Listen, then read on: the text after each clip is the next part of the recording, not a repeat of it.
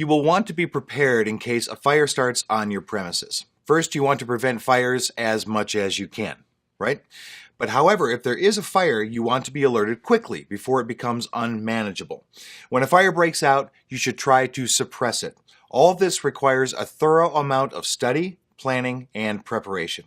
It also requires certain measures to set up fire handling equipment and materials, and requires some training the staff on how to handle a fire.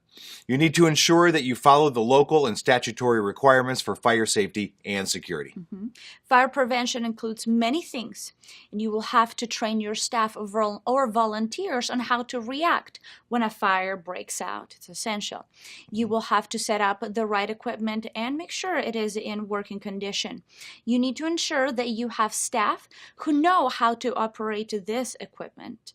In addition, you need to have a mechanism on how to store goods depending on their combustible level. High inflammable things need to be kept away, and many more precautions should be taken for those. And depending on your business, you may have to look at using non-combustible construction materials in the first place. You will also have to design the facility with containment measures so that the fire and the smoke don't spread too far. Today, you have a number of options with fire detection. You would have noticed tiny red pull boxes on many building walls. These are manual detection response systems. There are also automatic detection systems. When there is a fire or smoke, sensors on automatic detection response systems react. We use a suppression agent to put out a fire. You can suppress a fire using handheld portable extinguishers. You can also have automated systems such as water sprinkler systems or halon or CO2 discharge systems. Automatic sprinkler systems are highly effective in protecting buildings and their contents. When deciding upon the type of fire suppression system to install, a company needs to evaluate many factors.